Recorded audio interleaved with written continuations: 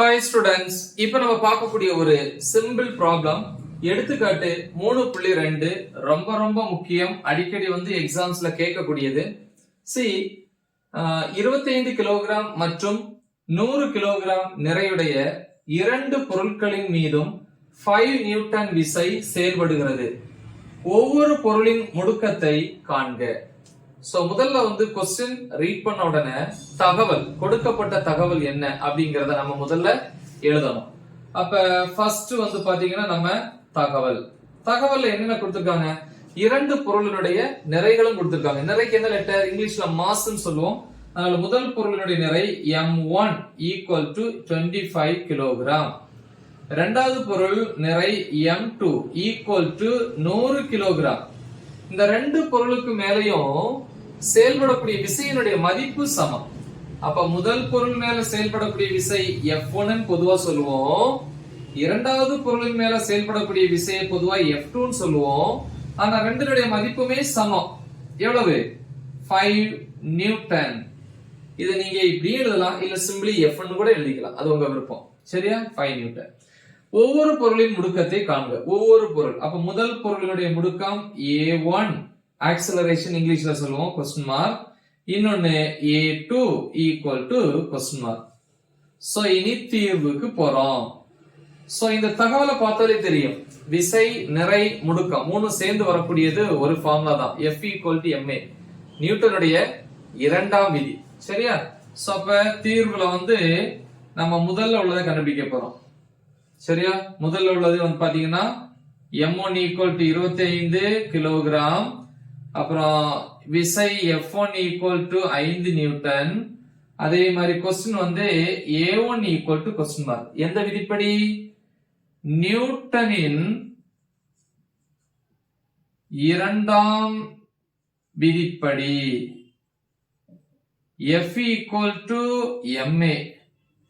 முதல் பொருள்ங்கிறதுனால இங்க 1 1 1 போட்டுக்கணும். நம்ம A1 தான் கண்டுபிடிக்கணும். அப்ப இதுல இருந்து A1 equal to F1 by m1 அப்படின்னு வரும். So is equal to F1 என்னது? 5 by m1 25. So 5 ஒரு தடவை, இதுல 5 தடவை, 1 by 5. அப்ப A1 equal to 1 by 5. 1ல 5 போகாது, அப்ப 0 ஆட் பண்ணோம் 10, 10ல 5 2 டைம்ஸ். அப்ப 0.2 யூனிட் என்ன?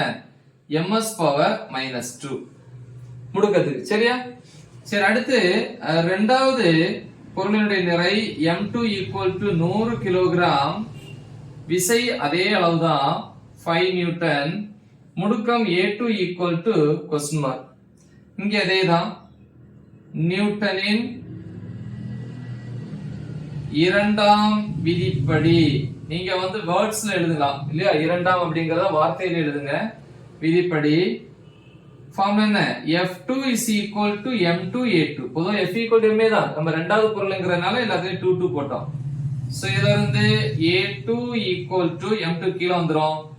F2 by m2 equal to F2 மதிப்பு 5 by m2 மதிப்பு 100. டிவைட் பண்ணது 1, இதுல இங்க 2 0, 20 தடவை. சோ அப்ப A2 equal to இது எப்படி எல்லாம் பாருங்க, 1 by 20 2 into 10 ன்னு எழுதலாம். 10 னாலே பவர் 1 தான். சோ அப்ப equal to 1 by 2. 1 by 2 னா 1ல 2 போகாது, அப்படிதானே? அப்ப 0. அப்ப அது 10,000. 10ல 2 5 தடவை. இந்த 10 பவர் 1 மேல போகும்போது 10 பவர் -1. பவர்ல மைனஸ் வந்துச்சுனாலே இந்த டெசிமல் பாயிண்ட், தசம புள்ளி இடது பக்கம் நகரும். இங்க ஒரு தடவை, அதனால 0. ஒரு தடவை தள்ளும்போது 0.5 அலகுங்க ms பவர் -2. சோ இவ்வளவுதான். முக்கியமான ஒரு கணக்கு. நல்லா தெளிவா பிராக்டிஸ் பண்ணுங்க. மறக்காம இது உங்க ஃப்ரெண்ட்ஸுக்கு ஷேர் பண்ணுங்க. All the best. தேங்க்யூ.